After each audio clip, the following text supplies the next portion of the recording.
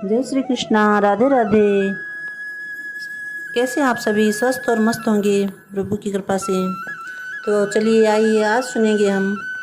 गीता जी का 13वां अध्याय। ओम श्री परमात्मने नमः। उसके उपरांत श्री कृष्ण भगवान बोले,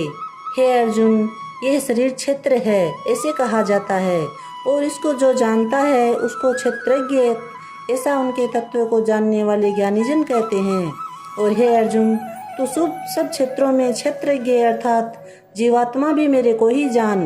और हे क्षेत्र का क्षेत्रज्ञ अर्थात विकार सहित प्रकृति का और पुरुष का जो तत्व से जानना है वह ज्ञान है, ऐसा मेरा मत है। इसलिए वह क्षेत्र जो है और जैसा है, जिन विकारों वाला है और तथा जिस कारण से वो जो हुआ है, तथा वह क्षेत्रज्ञ भी जो है और जिस प्रभाव वाला है, वह सब संक्षेप से मेरे से सुन। ये क्षेत्र और क्षेत्रज्ञ का तत्व ऋषियों द्वारा बहुत प्रकार से कहा गया है अर्थात समझाया गया है और नाना प्रकार के वेद मंत्रों से विभाग पूर्वक कहा गया है तथा अच्छी प्रकार निश्चय किए हुए नियुक्त युक्त ब्रह्मा सूत्र के पदों द्वारा भी वैसे ही कहा गया है। हे अर्जुन, वही मैं तेरे लिए कहता हूँ कि 5 महाभूत अर्थात आकाश, वायु, अग्नि, जल और पृथ्वी का सूक्ष्म भाव अहंकार, बुद्धि और मूल प्रकृति का अर्थात त्रिगुणमय माया भी तथा 10 इंद्रियां अर्थात श्रोत्र, त्वचा, नेत्र, रसना और घ्राण एवं वाक, हस्त, पाद, उपस्थ और गुदा, एक मन और 5 इंद्रियों के विषय अर्थात शब्द, स्पर्श, रूप, रस और गंध तथा इच्छा, द्वेष, सुख, दुख और स्थूल देह का पिंड एवं चेतना और धरती। इस प्रकार यह क्षेत्र विकारों के सहित संक्षेप से कहा गया है। हे अर्जुन, श्रेष्ठता के अभिमान का अभाव, दंभाचारण का अभाव, प्राणी मात्र को किसी प्रकार भी न सताना और क्षमा भाव तथा मन वाणी की सरलता, श्रद्धा भक्ति सहित गुरु की सेवा, बाहर भीतर की शुद्धि, अंतकरण की स्थिरता, मन और इंद्रियों सहित शरीर का निग्रह, इस लोक और परलोक के संपूर्ण भोगों में आसक्ति का अभाव और अहंकार का भी अभाव एवं जन्म, मृत्यु, जरा और रोग आदि में दुख दोषों का बारंबार विचरना,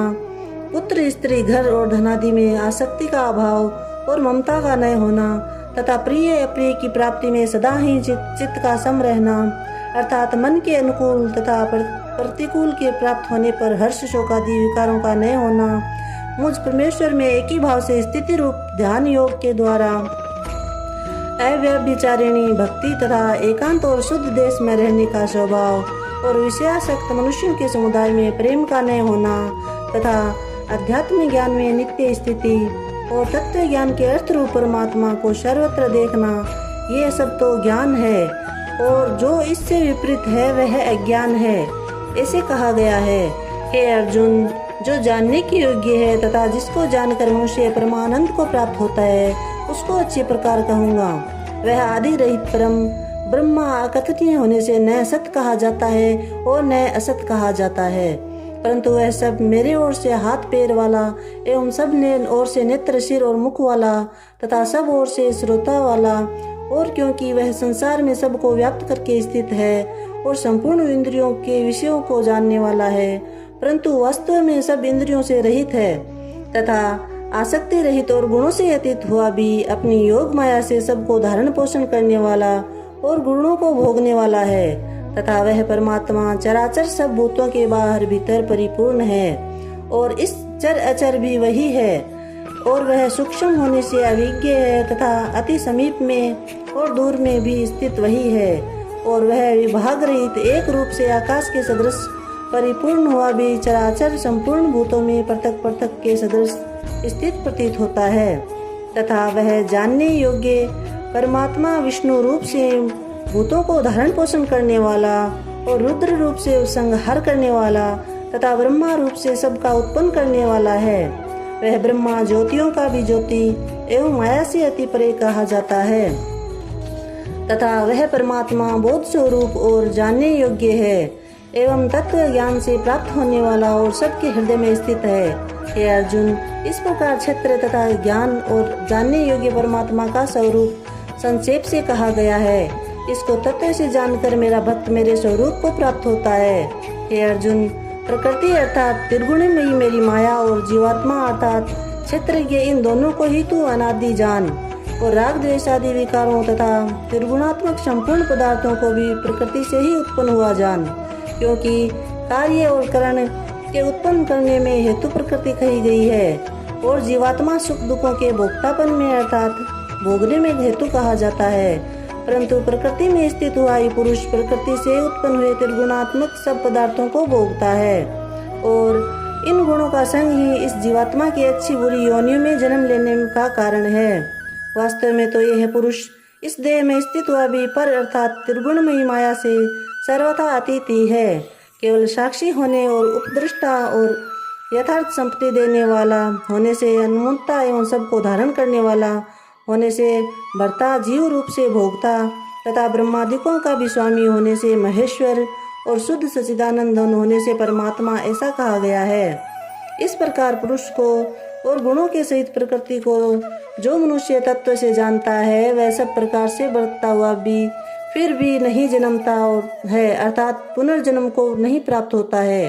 हे अर्जुन, उस परम पुरुष परमात्मा को कितने ही मनुष्य तो शुद्ध हुई सूक्ष्म बुद्धि से ध्यान के द्वारा हृदय में देखते हैं तथा अन्य कितने ही ज्ञान योग के द्वारा देखते हैं, अब ऊपर किए हुए कितने ही निष्काम कर्म योग के द्वारा देखते हैं। परंतु इनसे दूसरे अर्थात जो मंद बुद्धि वाले पुरुष है, वे स्वयं इस प्रकार न जानते हुए दूसरों से अर्थात तत्व के जानने वाले पुरुषों से सुनकर ही उपासना करते हैं, अर्थात उन पुरुषों के कहने के अनुसार ही श्रद्धा सहित तत्पर हुए साधन करते हैं। और वे सुनने के परायण हुए पुरुष भी मृत्यु रूप संसार सागर को निसंदेह तर जाते हैं। हे अर्जुन, यवन मात्र जो कुछ भी स्थावर जंगम वस्तु उत्पन्न होती है, उस संपूर्ण क्षेत्र को तू और क्षेत्र के योग्य के संयोग से ही उत्पन्न हुए जान,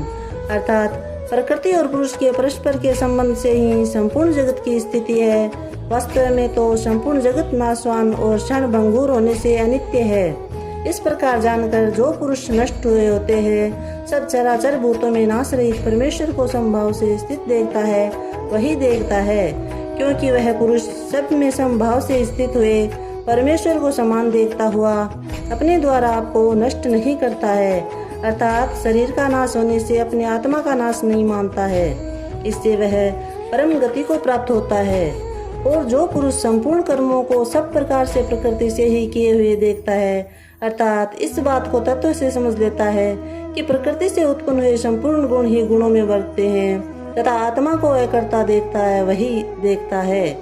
और यह पुरुष जिस काल में भूतों के न्यारे न्यारे भाव को एक परमात्मा के संकल्प के आधार पर स्थित देखता है तथा उस परमात्मा के संकल्प से ही संपूर्ण भूतों का विस्तार देखता है, उस काल में सच्चिदानंदन ब्रह्मा को प्राप्त होता है। हे अर्जुन, अनादि होने से और गुणातीत होने से यह अविनाशी परमात्मा शरीर में स्थित हुआ भी वास्तव में न करता है और न लिपायमान होता है। जिस प्रकार सर्वत्र व्याप्त हुआ भी आकाश सूक्ष्म होने के कारण लिपायमान नहीं होता है, वैसे ही सर्वत्र देह में स्थित हुआ भी आत्मा गुणातीत होने के कारण देह के गुणों से लिपायमान नहीं होता है। हे अर्जुन, जिस प्रकार एक ही सूर्य इस संपूर्ण ब्रह्मांड को प्रकाशित करता है, उसी प्रकार एक ही आत्मा संपूर्ण क्षेत्र को प्रकाशित करता है, अर्थात नित्य बोध स्वरूप एक आत्मा की ही सत्ता से संपूर्ण जड़ वर्ग प्रकाशित होता है। इस प्रकार क्षेत्र और क्षेत्रज्ञ के भेद को तथा विकार सहित प्रकृति से छूटने के उपाय को जो पुरुष ज्ञान नेत्रों द्वारा तत्व से जानते हैं, वे महात्मा जन पर ब्रह्मा परमात्मा को ही प्राप्त होते हैं। बोले श्री कृष्णचंद्र भगवान की जय। जय श्री कृष्णा। राधे राधे।